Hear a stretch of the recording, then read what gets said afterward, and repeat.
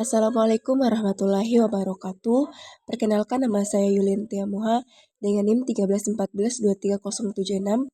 Di sini saya akan mempresentasikan materi kemaritiman, yaitu materi tentang konektivitas, kerjasama, dan fasilitas kemaritiman. Latar belakang. Kemaritiman merupakan salah satu sektor yang sangat strategis dalam perekonomian suatu negara.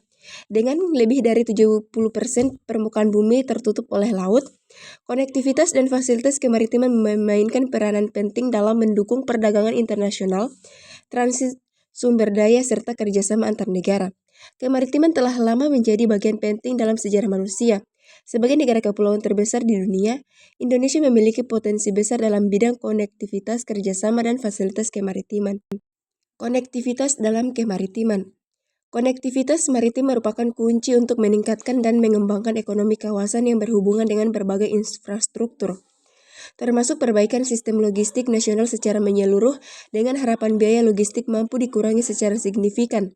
Pengembangan konektivitas maritim bertujuan untuk meratas ketimpangan ekonomi, menjadikan transportasi lebih efisien sehingga arus barang antar wilayah lebih simetris dan menekankan disparitas harga antar daerah. Faktor-faktor yang mempengaruhi konektivitas maritim. A. Infrastruktur pelabuhan dan jaringan transportasi. Jadi faktor-faktor yang mempengaruhi konektivitas maritim dalam sektor infrastruktur pelabuhan dan jaringan transportasi sangatlah penting. Yang pertama ada infrastruktur pelabuhan, kedua jaringan transportasi maritim. B. Kebijakan dan regulasi yang mendukung konektivitas. Faktor-faktor kebijakan dan regulasi yang mendukung konektivitas maritim sangat penting dalam mempengaruhi konektivitas tersebut, yaitu yang pertama kebijakan investasi dan pembangunan infrastruktur, dan yang kedua regulasi dan standar operasional. Selanjutnya kerjasama kemaritiman. Yang pertama kerjasama dengan negara-negara tetangga.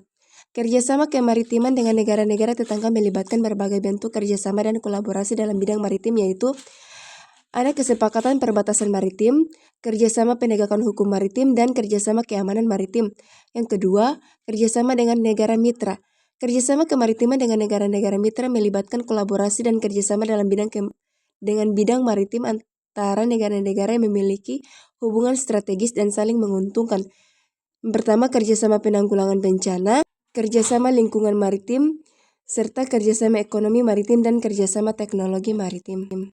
Selanjutnya, fasilitas kemaritiman terbagi atas dua bagian. Yang pertama, peningkatan kapasitas pelabuhan.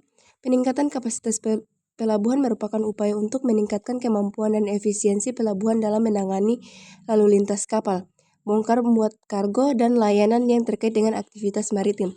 Dan yang kedua, pengembangan infrastruktur pelayanan maritim. Pengembangan infrastruktur pelayanan maritim merupakan upaya untuk meningkatkan fasilitas dan layanan yang mendukung aktivitas maritim.